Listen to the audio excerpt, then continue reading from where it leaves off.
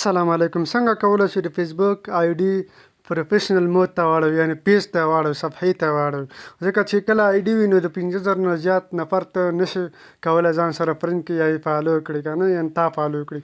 او په پروفیشنل مود کې یا په پیج اړولو کې صفحه کې د 50,000 نه زیات کسان کولی شي تا فالو کړي.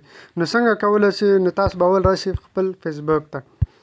فیسبوک ته چې کله راغلی دلته پرې پروفایل باندې کلیک واخلئ. کله چې پرې کلیک واخیستو دلته به په دې 3 ټکي باندې کلیک واخلئ. کله چې پرې کلیک واخیستو ګوره ما اړولی دی، تاسو ته به دلته طریقه وښیم. دا وګورئ ترن اف، تاسو ته به ترن آن لیکلی پرو مود دی نه، په دې باندې به تاسو کلیک واخلئ او دا به څه کړئ، دا به یې واړوئ. مثلا زه یې اړوم دغسې به یې واړوم، یعنې کنټینیو باندې به کلیک واخلئ او واوړئ ترن اف، یعنې دا ما دغه کړل، یعنې مطلب واوړېدله. یعنې زه به تاسو ته مکمل طریقه وښیم. یعنې نیکس، نو په دې طریقه باندې دا اړول کېږي.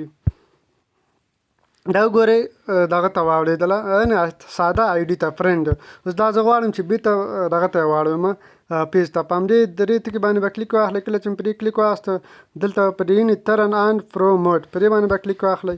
کله چې پرې کلیک واخیسته نو دلته په دې اپډیټ یور پروفایل په دې باندې کلیک واخلئ. کله چې پرې کلیک واخیسته نو بیا به په دې نیکس باندې کلیک واخلئ. کله چې پرې کلیک واخیسته بیا په دې کنفرم باندې کلیک واخلئ. کله چې پرې کلیک واخیسته په دې نیکس باندې به کلیک واخلئ.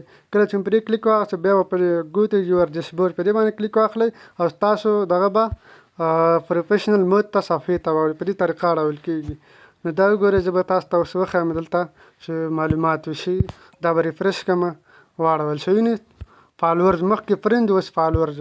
نو په دې طریقه باندې اړول کېږي. ویډیو مو خوښه شوي لایک کړئ، نور ملګرو سره شریک کړئ، چینل سبسکرایب کړئ. مننه، ښه وخت.